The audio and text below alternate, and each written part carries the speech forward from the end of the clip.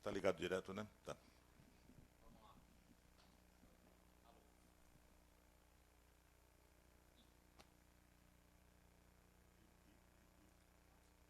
Alô.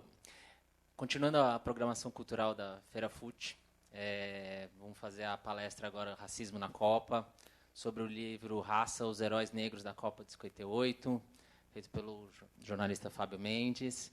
E vamos ter aqui com a gente o Moisés da Rocha, radialista, voz importante aqui em São Paulo. Nos fins de semana todo mundo ouve. A Feira FUT tem muito prazer de apresentar essa palestra. É um tema super relevante da Copa de 58. A Copa de 58 está sendo homenageada também aqui na exposição no Museu do Futebol. É uma exposição com fotos raras, com audiovisual muito legal. E também aqui fora na Feira FUT está sendo vendida uma camisa muito legal da Uzi Titular, uma marca, sobre a Copa de 58. Enfim, é isso. E o livro do Fábio, claro, vai estar à disposição com todo mundo. Também vai estar. Faz sentido. Tá certo? Motivo principal, né? Motivo principal, é isso. Então, aproveitem e obrigado.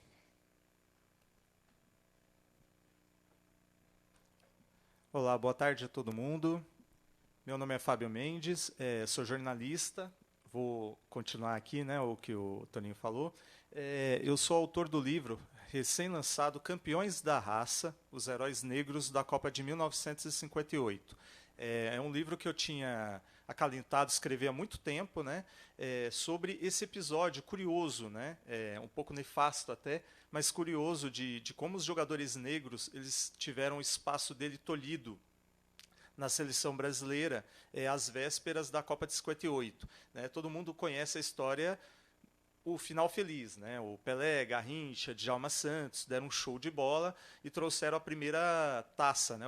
a primeira Copa para o Brasil, exatamente 60 anos atrás. Só que, para chegar nesse ponto, eles tiveram que passar por muita coisa antes. Né? O próprio jogador negro ele enfrentou uma década de muito preconceito, de muitos problemas, e é uma história que eu sempre achei que deveria ser contada. Né? Alguém tinha que contar, colocar aquilo lá no papel e para as futuras gerações conhecerem melhor. Então, com o passar do tempo, eu achei que, como não havia saído, né, um trabalho desse tipo, eu achei que era a oportunidade de fazer, mostrar para todo mundo conhecer e buscar mais. Né?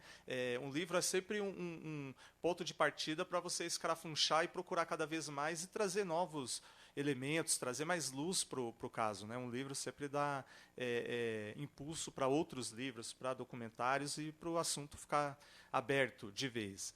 Né? Então, para trazer esse tema, para falar também não só do racismo na Copa de 58, mas também o racismo, né, na nossa sociedade como um todo, eu estou aqui conversando e eu vim com uma figura especialíssima, que é o Moisés, 50 anos de serviços muito bem prestados, né, para a rádio, para a televisão, e hoje a gente pode ouvi-lo na Rádio Capital e na Rádio USP, com o programa sensacional que é o Samba Pede Passagem.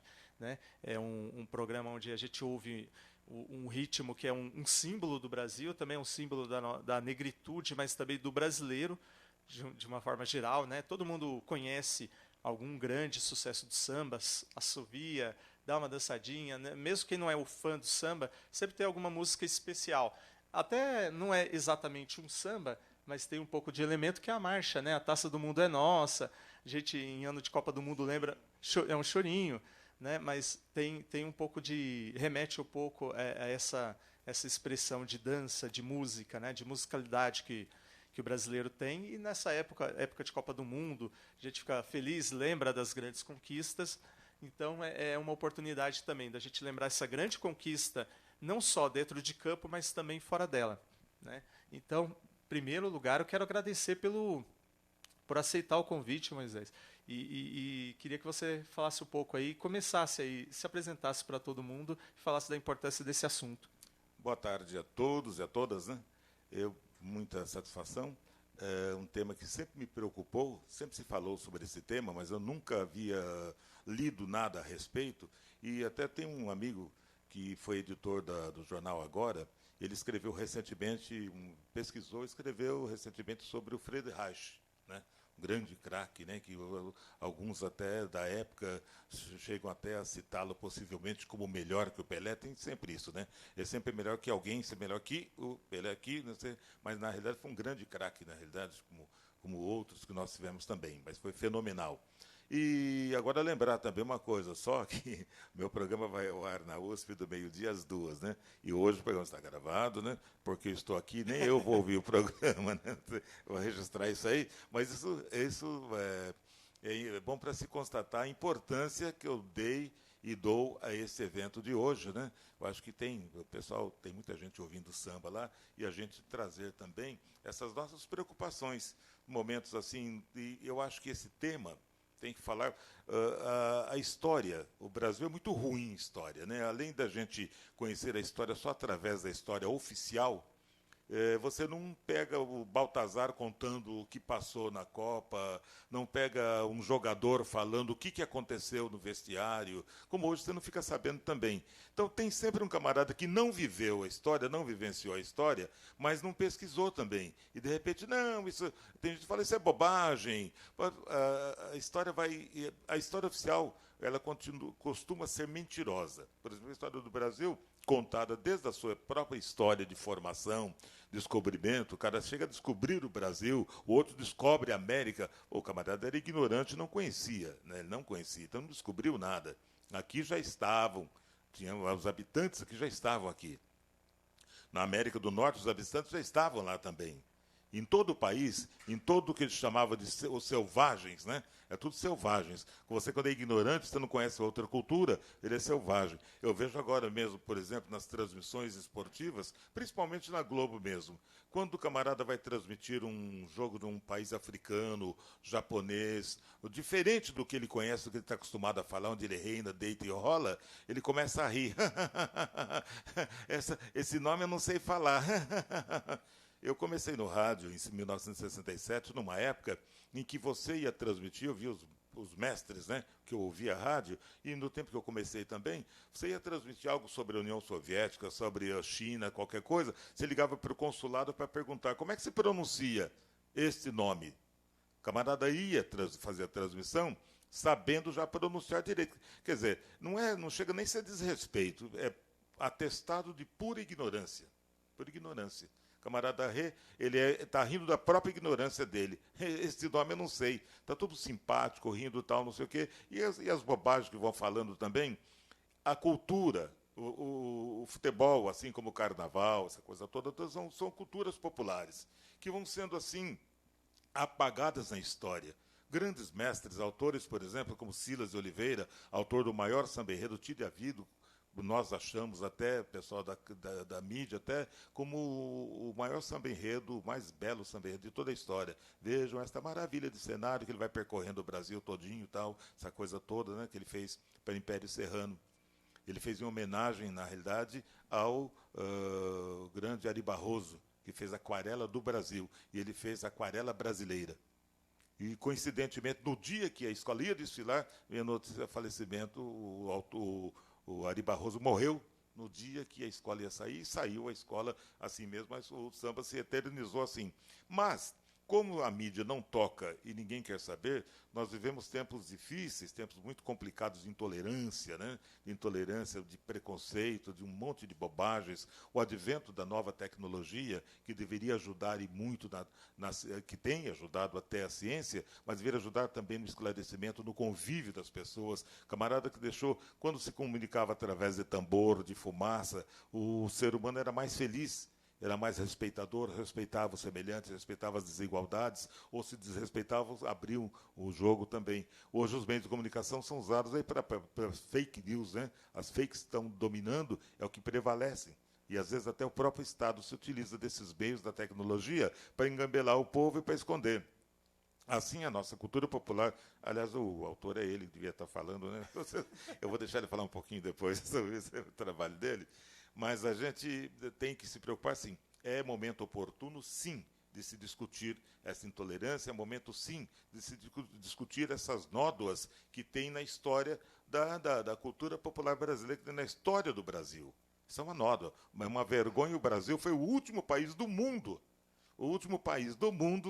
a libertar, entre aspas, seus escravos. A gente chama de abolição inacabada, né? Olha, eles loucos da vida, fulos da vida com o movimento anti-escravagista, é assim para libertar, então não tem mais jeito, mas está todo mundo livre, pronto. Pé no bumbum de cada um, vai cada um cuidar da sua vida. Agora, o camarada que vivia ali, separado de mãe, de filhos, tá? Aliás, o Trump está dando um belo exemplo agora também, retroagiu um pouco, mas a ideia é essa aí, de segregar, separa mãe de filho, que assim eles não vão aguentar ficar separado, vai ter que voltar. Com os escravos foi feita a mesma coisa, né? Foi mesmo a mesma coisa. Agora, um país que não se preocupa com a cultura, não se preocupa em preservar, a maneira como o negro foi libertado, isso é importante para chegar até esse ponto do livro do Fábio, é a gente entender, por exemplo, que ninguém veio aqui e falou, não, mas é mimimi, porque os campos de concentração do Hitler estão virando mimimi.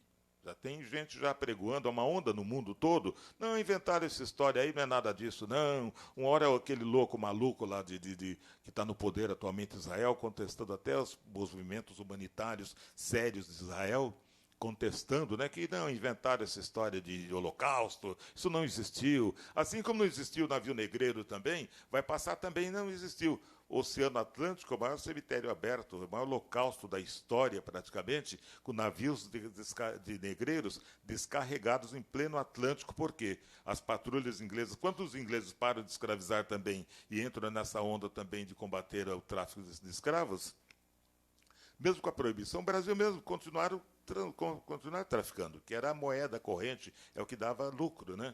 Os segregacionistas, o pessoal lá do sul dos Estados Unidos, apontavam o Brasil como exemplo de economia que deu certo através da mão escrava, utilizando a mão escrava.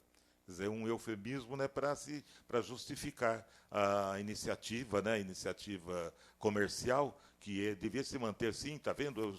É sucesso no Brasil, temos que continuar aqui também. Então, agora só que ninguém pediu para vir para o Brasil. Hoje nós temos esse problema todo com os refugiados fugindo de guerra, de massacres, de genocídios, aquela coisa toda, ações criminosas, né? Que eu, para encurtar, né, não vou delongar muito mais, mas eu servi na ONU, estive na ONU lá como capacete azul em 1964. Justamente em 64. A gente embarcou aqui em 63, passamos o Natal com a família em Santos, embarcamos em navio, um mês de viagem, chegamos na faixa de Gaza, tive oportunidade, então a gente saiu daqui, jovens, né, 20 anos, 21 anos, você sai com aquele espírito, opa, vou servir minha pátria, contribuir para a paz mundial, e aquela coisa toda, você volta envergonhado, né?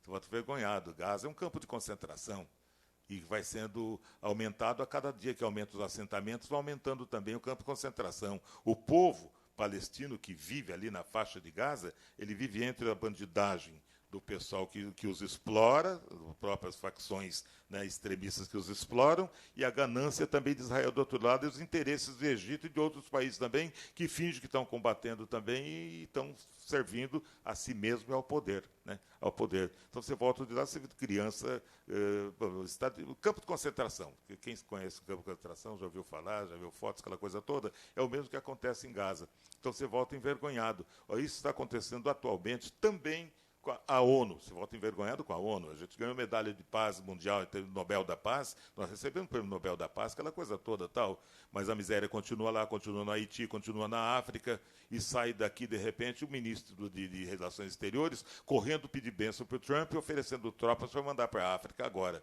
de novo. Né? E, no fim, eles, resumo, só estou dizendo isso por quê?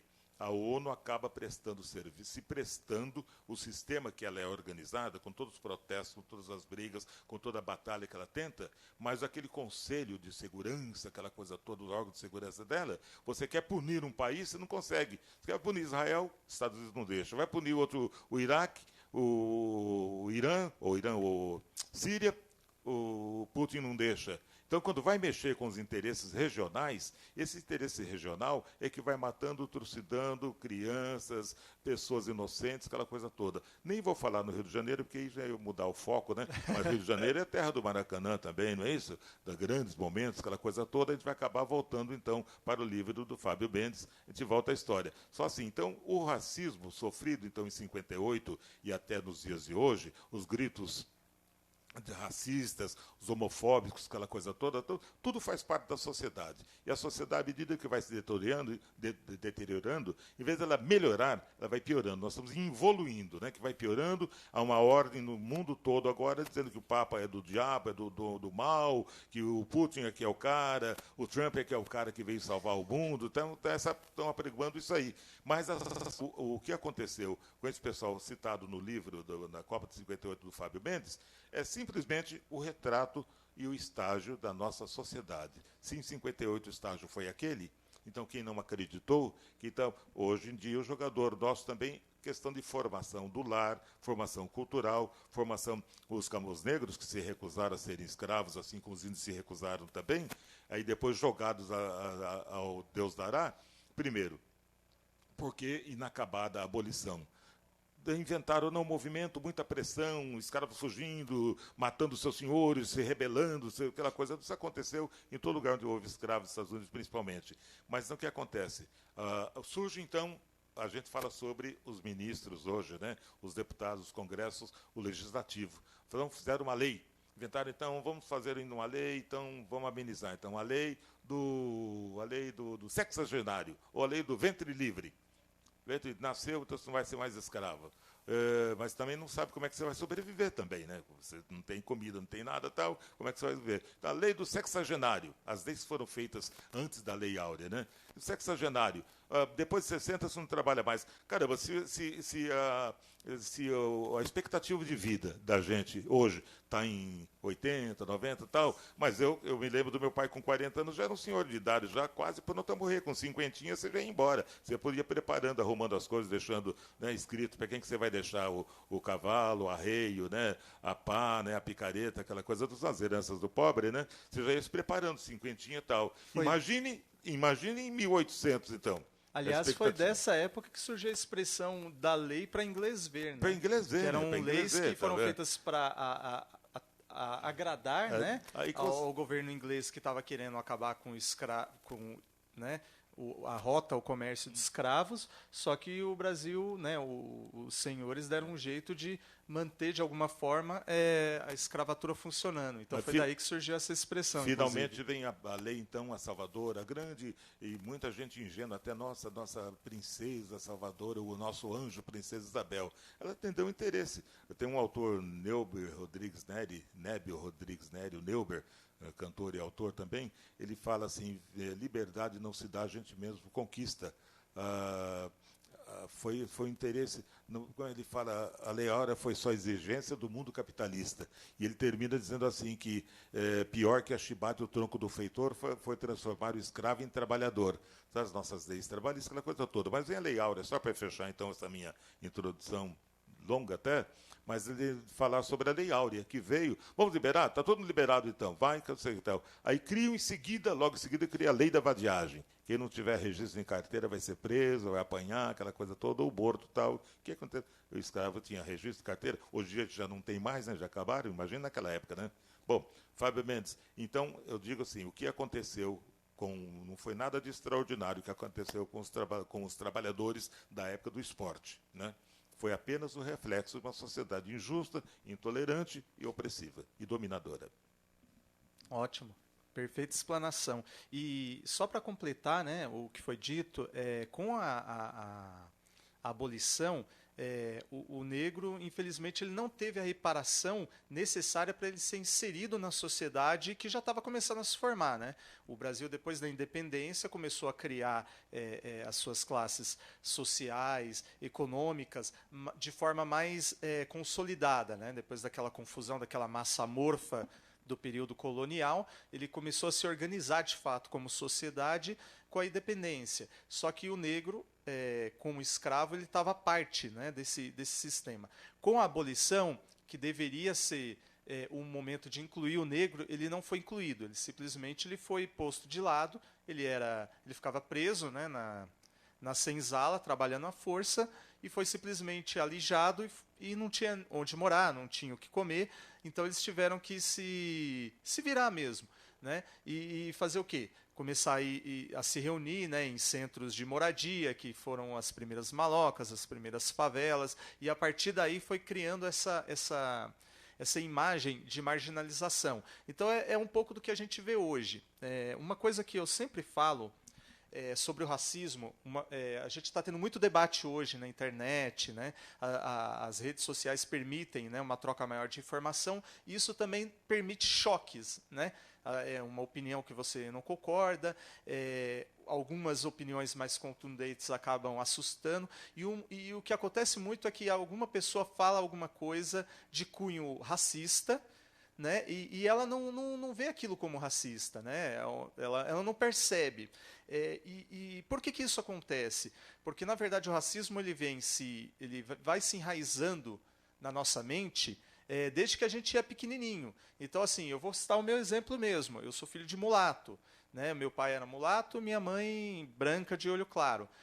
Isso já deveria bastar para eu ter um entendimento, né, de crescer com um senso de igualdade, né, de tolerância racial. Mas quando eu era criança, o que eu ouvia? Piada de negro. Né, aquela piadinha que todo mundo sentava no churrasco, numa partida de futebol, né, não sei se ainda se conta, né, mas aquela quando o negro não caga na entrada, não caga na saída, desculpa, né, a expressão, mas era o tipo de piada que a gente ouvia e as pessoas riam, achavam super engraçado, né? Então esse tipo de pensamento ele vai se enraizando na nossa mente e você cresce sem perceber, né? Daqui a pouquinho você está reproduzindo aquilo. E quando alguém chega e fala, olha, o que você falou é racista, a primeira coisa que a gente pensa a gente imagina o racismo como um ato, uma questão de caráter.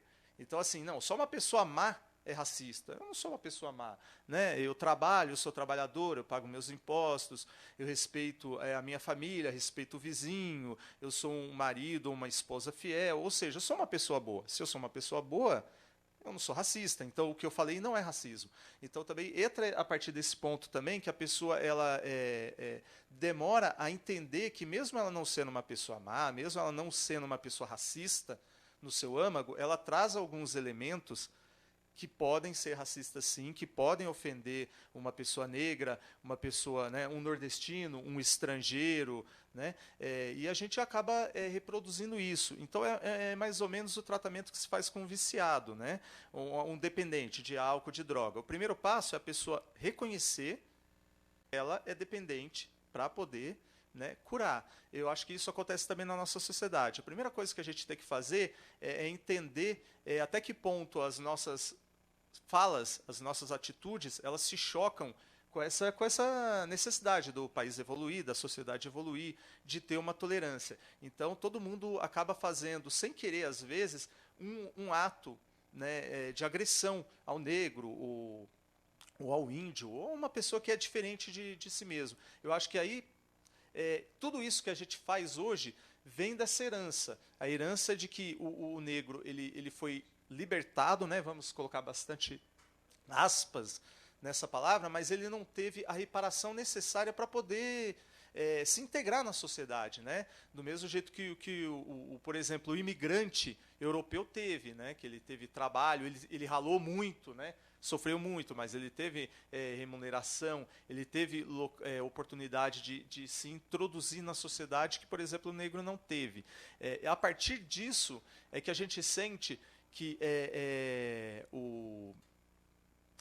o negro ele foi sendo alijado da sociedade e isso acabou refletindo um pouco no futebol. Você queria falar um pouco sobre isso? Não, lembrando alguém, né, famoso já disse que a criança não nasce racista, não faz com preconceito. Ela é formada dentro de casa, isso é passado para ela. Não mistura com o negrinho tem o cabelo diferente, o outro tem defeito físico, o outro tem não sei o que, cabelo crespo. Essa diferenciação vem dos pais. A USP teve, agora recentemente, uma vitória. Foi, acho, talvez a última universidade a tratar da inclusão através de cotas. Como bem você disse, o Fábio disse, O negro foi dado. Quando você faz, então, vocês vamos libertar, ninguém recebeu salário nenhum até hoje, só comeram fubá, só comeram lavagem, aquela coisa toda, submoradia, aquela coisa toda. Vamos fazer o seguinte: a partir de hoje você tem um pedaço de terra para você plantar, para você sobreviver, para comer. Porque o camarada, você solta o camarada, você vira uma fera. Você com fome, você vira fera. Você vai arrumar comida, mas você vai devorar alguém de alguém, vai tomar alguém de alguém. Né? E isso você usa depois a força só para matar. Então você forma o que acontece com o menor hoje, com drogados, coisas. A sociedade não faz nada, quer resolver os problemas sociais com polícia. Não é isso? Você forma a coisa e vai e mata depois. Forma o jovem e mata depois. Isso é uma coisa sem fim, né? O enxugar gelo, é o rosca sem fim, né? Não tem fim isso aí. Haja vista o Rio de Janeiro, que está acontecendo no Rio de Janeiro, agora, infelizmente, com o beneplácito do Exército. Né, com as Forças Armadas, por exemplo, a serviço dessa corja que está comandando o país, desse pessoal todo que vem comandando, que é uma coisa feita para quem tem de fato. Se abusou, está pondo você em perigo, você invade a vila, logo já solta 2 bombas, lá já resolve o problema. Ninguém invade Copacabana, invade Ipanema. Bezerra da Silva diz uma coisa muito interessante: o pessoal quer combater o tráfico subindo no morro e atirando em todo mundo. Só que lá o tráfico, a droga chega no Brasil aqui, através das fronteiras, através de navio, através de avião, dos portos, né? Tem até políticos envolvidos com os portos, né? Com companhias aduaneiras, aquela coisa toda, e ninguém faz nada, né? Então, o caso é o seguinte, né? Ele fala, no morro não tem aeroporto, não tem aeroporto, não tem portos, não tem nada, não tem fronteira, não tem nada. E lá embaixo, em Copacabana, em Ipanema, onde mora, o bandido mesmo, o chefão de fato, ele não mora no morro. Ele não mora lá, estão para serviço meio para sobreviver. Vai nas vilas aqui em São Paulo, andando muito pela periferia, você chega lá, os garotos são todo mundo de moto zero, todo mundo, tudo avião, são entregadores e pô, um garoto desse de periferia, você dá uma moto para ele, dá R$2.000 para ele por mês, ele virou milionário do bairro e manda matar qualquer um que se opuser a ele, que reclamar do barulho que ele faz. Aí vem até o baile funk, o pessoal patrocinando o baile funk, que era um ritmo tal, se transformou no que se transformou, que isso serve alienando também, né? O futebol acabou alienando também, não é isso? Assim como o circo romano lá em Roma, assim como sempre se desviou também a atenção do povo, acaba servindo muito para isso também, né? Ditadura, general querendo escalar jogador, aquela coisa toda, tal, não sei o quê, né? Mas é uma série de coisas para a qual o esporte tem servido e serviu. Nem vou falar do nosso momento fashion, né? Agora a nossa seleção agora é fashion, né? Acabou aquela seleção canarinho, aquela coisa toda, agora leva maquiador, né? Leva cara que faz pedicure, né? Leva pedicure particular. Então, bom, nem vou falar nada que eu não vi a seleção treinar nenhuma vez. Vi um treino um dia lá, tá um garotinho, o filho do jogador no colo dele, o jogador pulando, fazendo exercício, outro batendo bola com o filho. Então, vai dar, esse resultado não vai ser bom, viu? Nossa tradição está correndo risco aí, mas vamos voltar à história, né? Então, você falou uma coisa muito interessante, que é o fato da criança, né?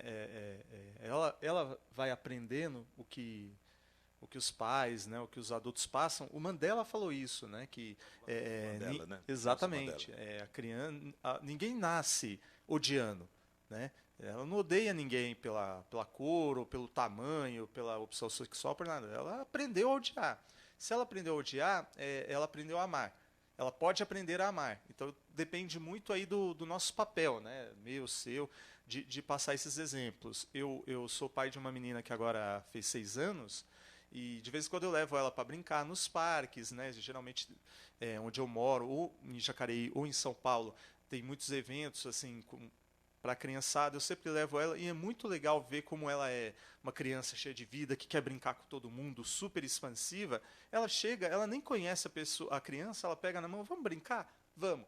E aí vem outras, daqui a pouquinho tem uma coisa curiosa, inclusive, crianças grandes com as pequenas, brincando como se fossem da mesma idade. Então até isso, você vê que tem uma diferença, né, na forma como você encara o semelhante. Não tem aquela coisa de, não, você é grande, eu não vou brincar com você, ou você é pequena, não dá para brincar. Não, menino, menina, branco, negro, crianças especiais também. Então, toda essa integração ela faz parte justamente desse pensamento que a gente tenta passar, né, de igualdade, de tolerância.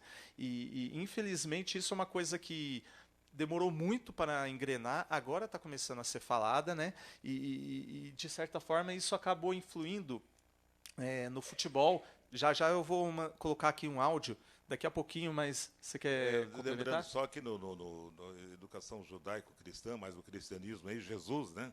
O Jesus, ele fala, né, que você quer se converter de fato, você quer ir para o céu, você tem que vir, abrir o seu coração, se tornar uma criança, tem que renascer, você tem que renascer, nascer de novo. Você deve vir com uma criança, ele dá a criança como símbolo de uma pureza, de ingenuidade, de que vê tudo belo, tudo igual, tudo correto. O ser adulto é que transforma a criança num monstro que possa vir dominar um país, um povo, ou a pessoa, ou o semelhante, ou seu par, né, aquela coisa toda, né?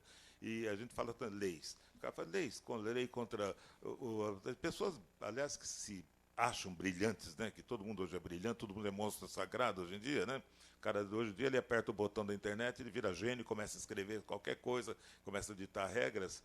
Mas então o camarada, voltando na USP, a dificuldade para se implantar o sistema de cotas, aceitar alunos oriundos de escolas particulares, porque a resistência está dos próprios professores, dos próprios diretores, eles que resistiam e resistem até hoje, né? O preconceito, muito preconceito lá. Mas então o Brasil, questão de data, você fazer leis. Ser pobre país, você tem que fazer leis para que um respeite o outro, e isso devia ser natural, né? Devia ser natural. Exatamente. Você fazer, olha, se você desrespeitar fulano, você vai preso. Aí o cara fica meio preocupado. Não, agora é perigoso. Um dia eu vi no metrô a menina rindo de mim, a menininha rindo de mim. A mãe falou assim, e a outra do lado, maiorzinha, falou assim, não, ri não, que agora é crime. A menininha falou para a outra, eu quieto, estou observando e ouvindo, né, gente? Até o pessoal chama ouvido de tuberculoso, não sei porquê, né? Mas eu ouvindo e tal, falei, olha, de onde vem, claro, e a mãe está do lado quieta, né, fingindo estar lendo um livro, né, e não interferiu nada, eu estou ouvindo também. Mas é espelho, sim, das coisas. Então você tem que fazer lei. Então, aliás, o Brasil, principalmente, é um país cheio de leis, não é isso? É lei contra a homofobia, lei contra o crime feminicídio, é lei contra não sei o que, não sei o que, tal. Então, hoje é dia da mulher. Mas nesse dia você não bate na mulher, porque é dia da mulher, leva uma florzinha, leva uma panela de pressão de presente para ela, né, um fogão, né, uma panela, né, para ela cozinhar, para você, aquela coisa toda, não bate. No dia seguinte você pode descer o rei, pode atirar, pode matar, pode esfaquear, que está tudo bem. Dia da criança você não bate em criança, no outro dia você pode largar, deixa o criminoso tomar conta dele e fazer seu aviãozinho. E vai assim. O dia de Jesus Cristo também, se você não fala palavrão, não come carne, dá mordida, não come carne, no dia seguinte você cai. Então não tem. É assim mesmo. Se você não transformar a pessoa pela mente de fato, sabe? Você não consegue nada. A lei também não vai resolver. Porque que acontece? Principalmente no Brasil, só se aplica a lei para pobre, não é isso? Então, o que acontece? O camarada fala uma coisa, aí depois ele pede desculpa. Não, desculpe se eu ofendi alguém. Olha o caso lá que aconteceu dessa agressão lá de verbal na Copa do Mundo lá, né? Copa, né? Bando de representantes de uma classe que não é a nossa categoria também, não é isso? É o cara que viaja para a Rússia, ele está bem para a Rússia, ele está bem de grana, está fazendo festa, gastando nosso dinheiro lá, que ele roubou de alguma maneira aqui, a apropriação indébita aqui. Mas então ele pede, não, desculpe se eu ofendi alguém, a gente bebeu um pouquinho, sabe, de ser um pouco fora do controle, e passa, né? E vai passando. Um vai passando a mão na cabeça do outro, porque eu quero os dos Jardins, aquele negócio de eles contra nós, isso não é invenção de ninguém, não é invenção não. Isso é verdade, gente. O camarada dos Jardins, quando a gente fala Jardins, que é o camarada que meteu a mão em tudo desde o começo, quando chegaram os portugueses, que o cara dividiu, a sesmaria do fundador de Santos, São Vicente, vai de São Vicente até quase Angra dos Reis. Olha o tamanho das terras do cara, do Vale do Paraíba, todinho, foi distribuído assim. A família do Joaquim Fulano fica com essa parte do país, outra família fica aqui, outra família fica aqui, dominaram o país todo. Os descendentes deles mais próximos é que continuam dominando hoje. Por que hoje um camarada tem 15 prédios no centro da cidade e um cara não consegue ter um apartamentinho digno para morar com dignidade? Por que hoje um camarada ganha 30 mil, 50 mil como ministro, deputado, qualquer coisa, e você tem que ganhar uma aposentadoria de R$900, R$1.000? E vai por aí afora, né? Vai por aí afora, mas eles se protegem, não fazem leis nenhuma. Tem uma peça do Plínio Marcos, chamada Jesus Homem, na qual eu trabalhei, que ele fala lá, tem um discurso de Isaías. Isaías é um profeta, 500 anos antes de Cristo, né, que anunciava muito a vista de Cristo da justiça. Ele falava, ele vem para a cidade, os profetas tinham de vir, falava mal do rei, criticavam e fugiam. João Batista não teve tempo, ficou querendo ali, primo de Jesus, ali em volta de Jesus, cortaram a cabeça dele, não deu tempo de escapar. Mas o Isaías pregava e corria para os montes, se escondia por lá. Ele não tinha GPS para procurar, aquela coisa toda na época, né? Ele se escondia bem. Então, mas ele começa sentando o pau no governo, e tem um trecho lá em Isaías, vocês podem encontrar lá, ele fala: nação pecaminosa de semente, seus príncipes são companheiros de ladrões e andam em busca de recompensa. Imagina, 500 anos antes de Cristo. É um texto que serve para o dia de hoje. A gente fala que a Bíblia está sempre atual, porque ela é muito atualizada, sim. É o mesmo povo, como dizia o Plínio Marcos, minhas obras, que combatiam muito essas excrescências da sociedade, vão estar sempre em cartaz. No ritmo das reformas e da transformação que anda o país, serão sucesso por muito tempo ainda. Infelizmente, assim é a Bíblia, né? Tá certo. Bem contundente a fala do Moisés. Agora eu queria já completar, na verdade, assim, encerrar, porque a gente falou bastante dessa parte do racismo, de como ela se enraizou na sociedade. Na verdade, é uma forma também da gente contextualizar o que aconteceu no futebol, né? Para também entender, porque eu acho que a grande dificuldade é essa. Por que aconteceu em 58? Do nada. Tem gente que nem sabe, né? Exato. Tem uma raiz, e essa raiz ela vem dessa forma como o racismo ele foi crescendo, germinando na sociedade brasileira. A gente tem um áudio aí bacana do César Sampaio, né? Ex-volante do Palmeiras, seleção brasileira, jogou em Copa do Mundo, um grande craque dos anos 90. Ele, infelizmente, ele não pôde vir, mas ele deixou um áudio aí pra gente, falando um pouco do racismo de uma forma geral, como ele também sofreu, né, um jogador negro, e também falando dessa influência no futebol. Ele cita uma coisa legal que tem a ver, inclusive, com a Copa de 2018, né, a Copa que a gente está vendo agora na Rússia. Então, aí eu queria ver se já tiver no ponto aí o áudio. São 5 minutos, coisa curta. Oi, Fábio. Aqui quem fala é o César Sampaio. Eu uso o espaço aí para deixar o meu posicionamento e também a minha versão com relação ao racismo, não só no futebol, mas na sociedade. Não só com relação ao racismo também, né? Mas também todo esse grau de intolerância que a sociedade vive no momento, com respeito à homofobia, ao machismo, à discriminação, enfim, a gente entende aí que são posições que não cabem mais num mundo globalizado e com tantas oportunidades de informação como a gente tem hoje. Acho que até o momento de Copa do Mundo também é importante para a gente observar que os valores do ser humano, eles encaixam em qualquer lugar do mundo, em qualquer sociedade do mundo, e o caráter também, acima de tudo, de cor, de raça, de credo, de posicionamento político. A gente entende aí que a ética, a transparência, assim, o amor ao próximo, a educação, o respeito ao espaço do próximo, são todos fatores aí que a gente vem praticando, né? Eu particularmente venho praticando como cristão também. E a gente vê aí que Cristo deixou esses ensinamentos para a gente, né? Bom, com relação ao racismo, sim, já sofri algumas coisas, né, relacionadas a isso. Eu, de muito novo, meu pai me ensinou uma vez, isso antes de jogar bola, eu devia ter 5 anos, 6 anos, no metrô. Uma vez eu estava com o meu pai, entraram duas senhoras e eu e meu pai nos levantamos, né? Meu pai pediu para eu levantar, e aí, para dar lugar para as senhoras, que elas eram brancas, e as duas senhoras disseram que não sentariam. Falei, eu não vou sentar no lugar que um negro sentou. E aí eu fiquei muito bravo, eu falei pro meu pai, pô, pai, dá uma porrada nessa velha folgada aí e tal. E ele disse uma frase que ficou marcada na minha vida. Ele disse assim, César, escuta bem o que eu vou te falar.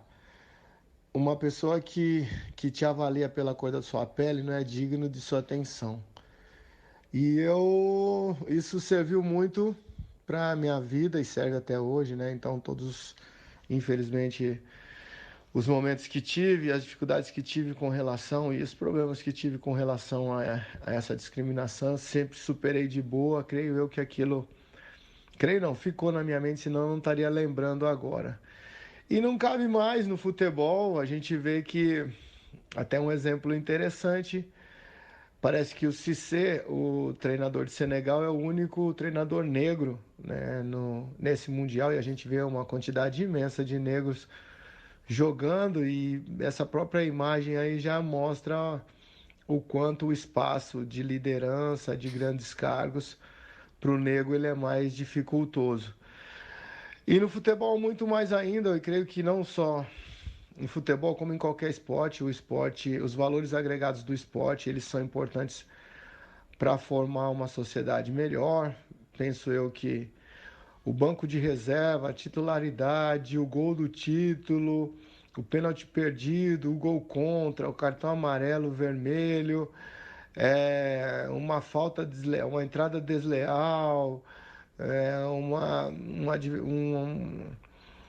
uma correção de um treinador, né? Uma chamada de atenção de um treinador, o respeito à hierarquia, o trabalho em equipe.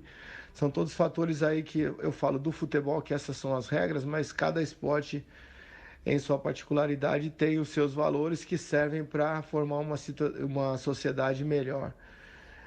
E vejo também que pode ser, e deve ser, entendo eu, né, que uma porta maravilhosa aí para a gente estar proclamando, né, um basta a essa intolerância, como eu falei já desde o início, e principalmente a essa discriminação quanto ao racismo, né? Então, são causas que a gente abraça porque trabalham muito com valores do ser humano e são cabíveis aí em qualquer momento, em qualquer lugar, tá? Então, parabéns aí, Fábio, pelo livro. Espero ter acesso, espero ainda ter mais conhecimento, né? E fundamentar melhor minha opinião através da leitura. E Deus abençoe aí, tá, irmão? Um abraço, fica com Deus.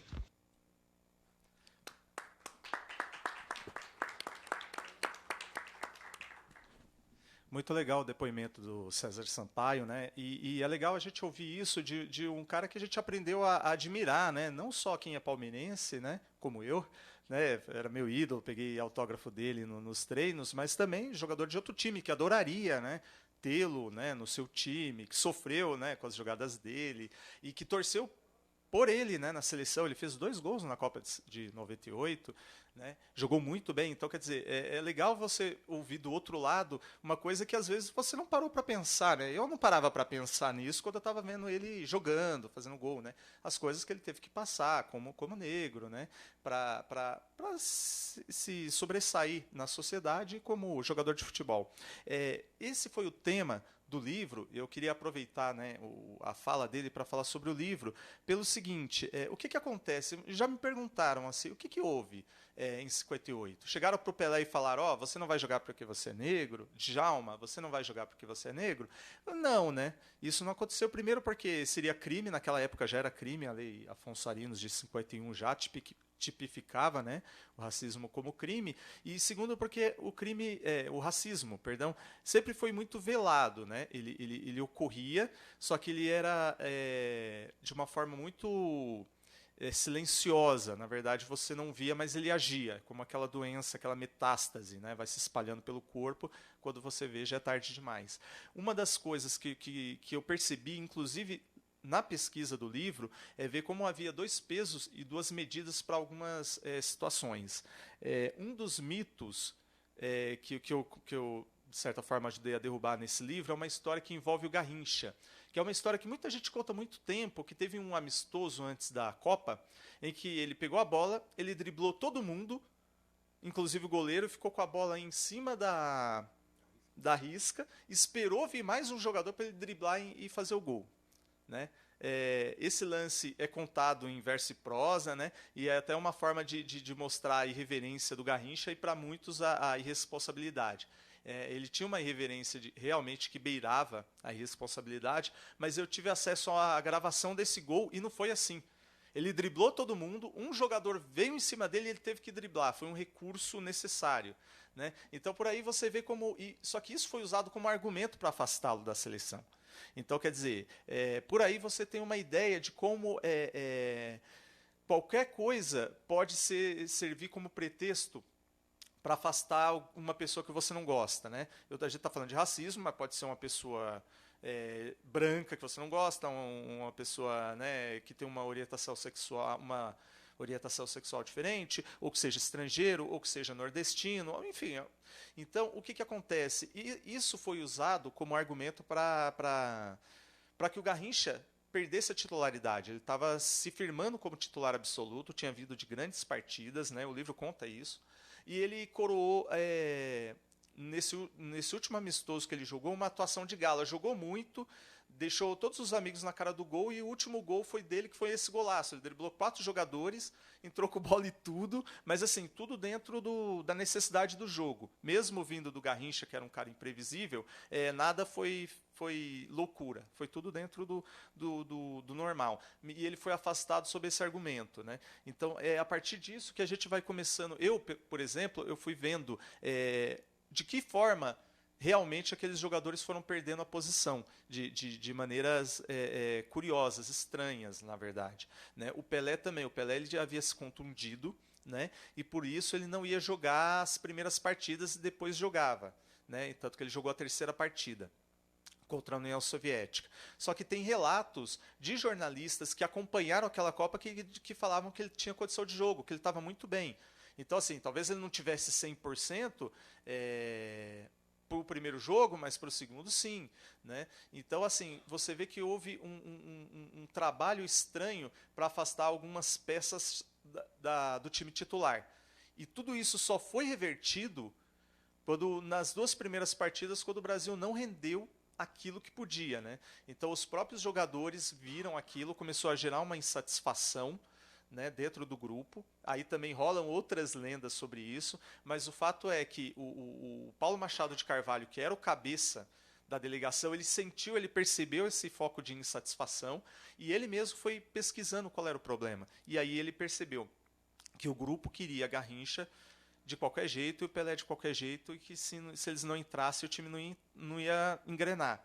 E foi curiosamente, né, na terceira partida é que eles entraram, e foi os 3 primeiros minutos deles jogando foram tidos como foram eleitos os 3 maiores momentos do futebol mundial pelo Gabriel Hanot, que era na época o jornalista mais prestigiado da imprensa esportiva mundial, era o principal nome. E ele tinha quase 60 anos e viu futebol desde os primórdios, então ele tinha estofo para falar isso. Ele viu desde a primeira Copa do Mundo em 30, então ele era um cara que tinha embasamento para falar daquele maravilhamento, né, que deu o Pelé, o Garrincha, 2 bolas na trave e um gol em 3 minutos.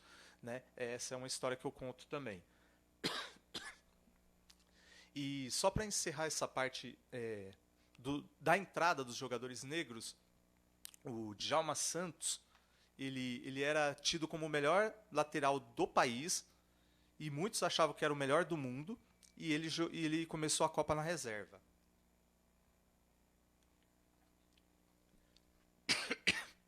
Desculpa, mas o tempo, a virada do inverno prejudicou minha voz um pouco. O Djalma Santos, ele não entrou na terceira partida, ele se manteve como reserva, e ele só jogou a final porque o Dessordi, que era o titular, se machucou. Ele jogou uma partida e ele foi eleito o melhor lateral direito da Copa. Então essa é uma amostra de como os melhores jogadores estavam sendo tolhidos, né, para jogar. Mas por quê? Qual que era o argumento chave disso? Na época se falava que o jogador negro ele tremia em jogos decisivos. Então isso veio desde a Copa de 50, quando o Brasil perdeu em pleno Maracanã. 200 mil pessoas no estádio, o Brasil só precisava do empate, porque era um quadrangular final naquela época. Foi a única Copa que teve, né, quadrangular. e colocaram a culpa no Barbosa. Goleiro negro, até hoje, goleiro negro é acusado de falhar.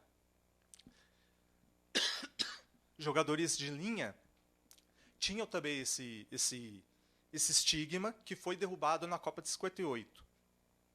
Só que depois disso, o do goleiro negro continuou porque a gente não teve mais um goleiro negro titular campeão do mundo. Aliás, de 50 a gente só teve o Dida em 2006 como goleiro titular. E voltamos, né, esse ano, no começo desse ano a gente teve o caso de Jailson, goleiro do Palmeiras, goleiro negro, tá jogando muito. O Edilson, ex-jogador que é negro, falou que o Jailson não ia para frente porque era goleiro negro e goleiro negro sempre falha. Quer falar sobre isso? Eu acho, só destacar a ignorância, né? A ingenuidade, mas a ignorância também, a falta de conscientização do próprio parceiro, do próprio par, né? do semelhante, né? Essa fala do Edilson, por exemplo. Agora, o que dá necessidade mesmo, a gente sabe com poucos minutos também para se falar, né? Estamos no finalzinho.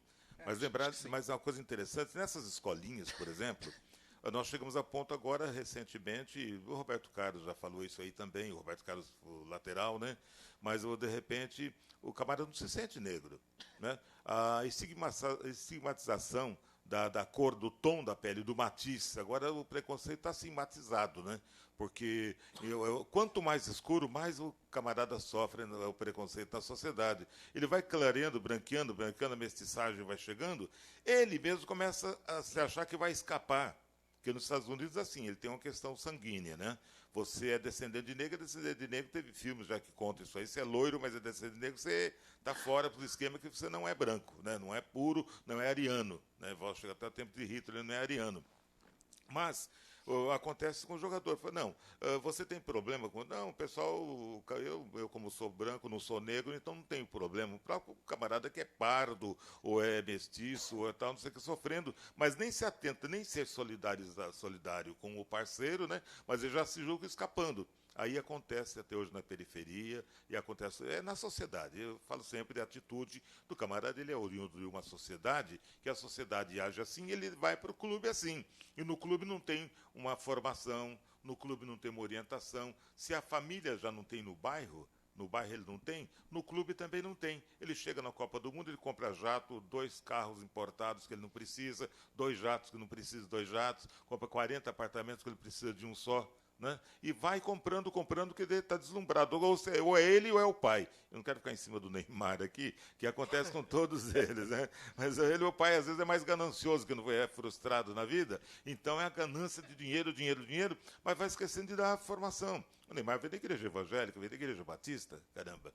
Teve até alguma coisinha lá, ele parece que ele tenta, de repente, resgatar, se lembra alguma coisa, quando chora, é choro de dor, esse é choro de pressão, choro da sociedade cobra do camarada, e tem que fazer, e você tem, ao mesmo tempo, a Globo te domina, você tem que ser um camarada que está na mídia, você caiu, a mídia te fotografa, você pinta a unha, a mídia fotografa, filma, sabe? Você é o cara que vai estar dando dinheiro lá para a pessoa. Se ele ganha isso aí, imagine quem está por detrás disso aí. Né? Essa roubalheira toda que é a FIFA, né? Essa canalice toda. Então, o problema todo é da sociedade. E o camarada, ingenuamente, ele acha que ele, clareando a pele dele, ele vai escapar. E sozinho, ninguém escapa. A gente tem é se unir, brancos, negros, descendentes, tal. Eu, graças a Deus, já nasci, então, filho de índios, com negros, moçambicanos, essa coisa toda, periferia, e a gente continua indo na periferia, ninguém vai fugir da periferia, eu vou tomar minha cachaçinha, jogar meu futebolzinho, sabe? Tem que estar conversando e despertando as pessoas, falando essas coisas, trocando ideias. É sempre tempo, sim, nunca desistir da gente conversar sobre essas mazelas da nossa sociedade, contra a intolerância em todo tipo de discriminação, de todos os gêneros. Perfeito. Ele me ajudou muito agora, falou muito bem, mas principalmente para dar um descanso aqui para minha voz, que essa virada de tempo... Para você tossir. Bastante. Essa virada de tempo aí me derrubou. Bom, mas então, tudo isso que a gente está falando, né, para poder falar um pouco do livro, né, não sei se eu consegui falar tudo que eu deveria ter falado, ou pelo contrário, estou falando demais do livro, Mas essa é a história que eu queria resgatar, né?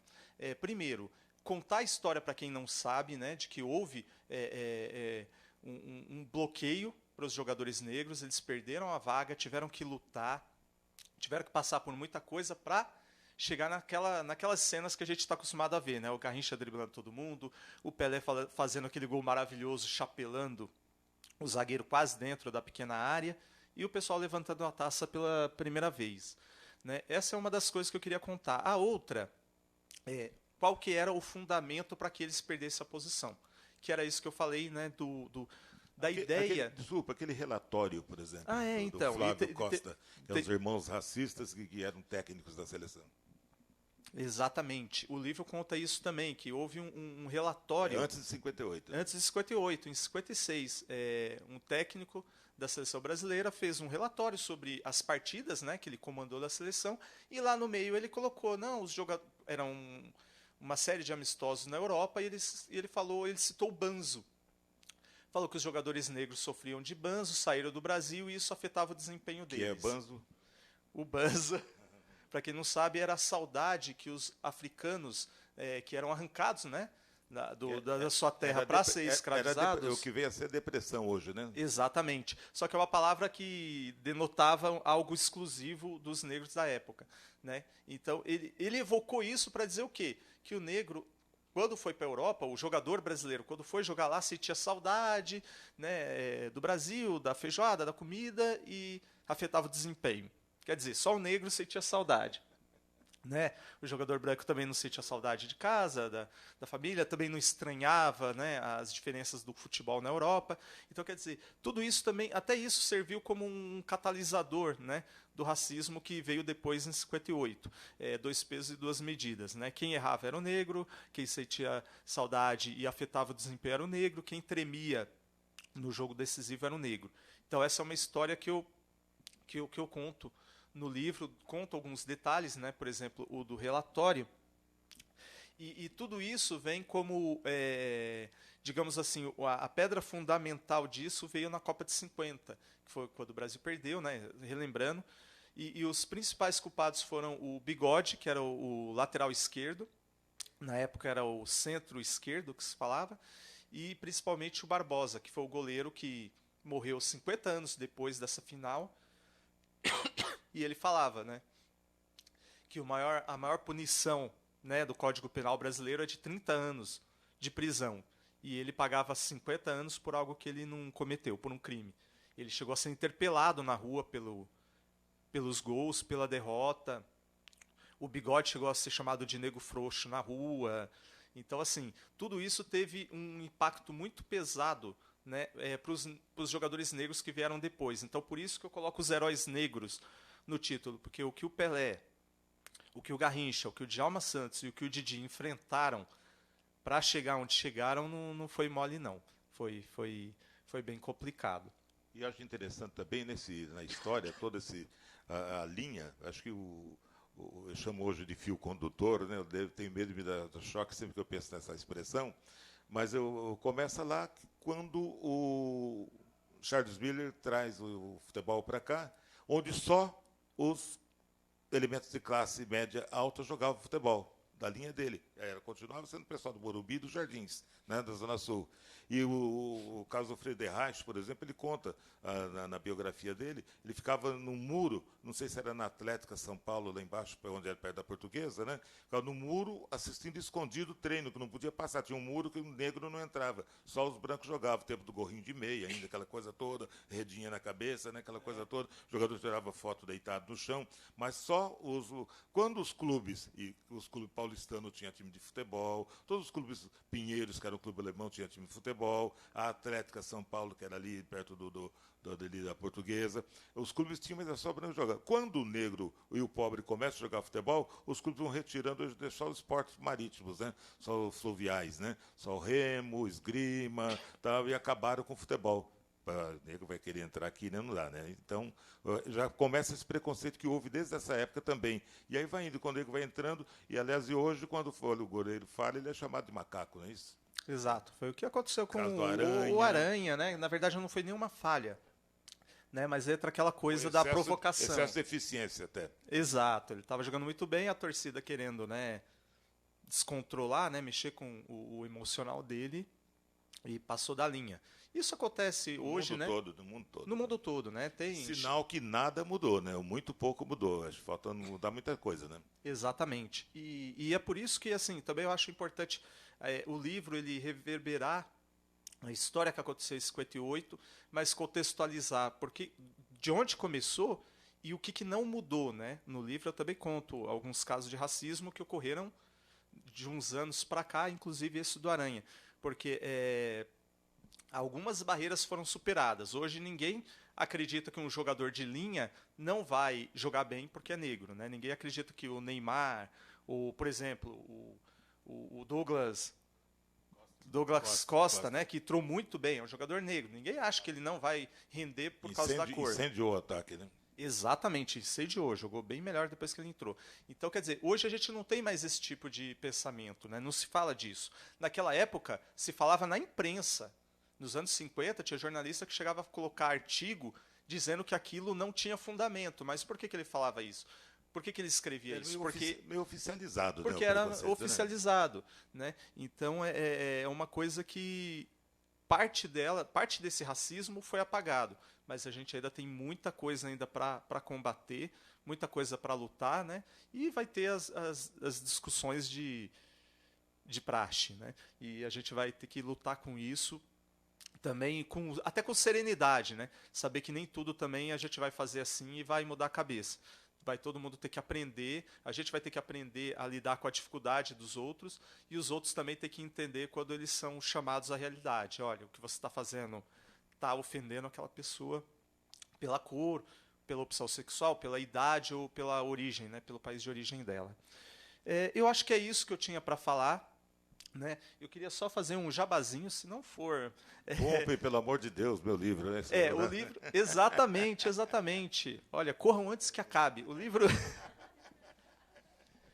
O livro ele foi feito de forma independente, né? Eu mesmo... Não, dependente. Dependente, totalmente dependente do livro.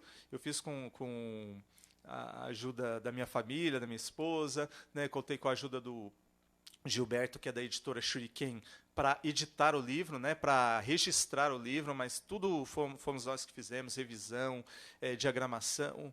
Né, uns amigos, o Alan Neves fez essa capa maravilhosa com a cor temática, né, da camisa que o Brasil usou na final, né, que é azul. A gente eu também conto a história do porquê, né, usou esse livro, essa camisa azul na final. E é um livro independente, está aqui à venda, eu vou colocar exposto aí para quem quiser. É um trabalho de anos aí que eu acalentei para poder contar uma história que eu sempre achei interessante, a superação. Eu sempre achei cinematográfica, eu sempre falo isso. Eu sempre achei a história cinematográfica, porque se falava que os negros falhavam em momentos decisivos. Quem teve um ataque emocional, um momento de descontrole, foi um dos jogadores mais brancos do elenco, na segunda partida contra a Inglaterra. O que isso quer dizer? Que o branco tem descontrole e o negro não? Nada disso. É o seguinte, quem se descontrola é o fulano. Quem joga bem é o fulano. Não tem a ver com cor. Se eu faço um bom trabalho, sou eu que faço. Se eu faço um trabalho ruim, sou eu que faço. Não é por causa da minha condição, da minha cor, da minha orientação sexual, da origem dos meus pais ou de onde eu nasci. Então, acho que era isso que eu tinha para falar aqui com vocês. Queria agradecer todo mundo que veio aí ouvir. Só lembrando de uma expressão que muita gente já deve ter ouvido, né? Qualquer coisa errada tinha que ser negro. E várias outras. É isso aí, pessoal. Muito obrigado. O importante é dividir preocupações.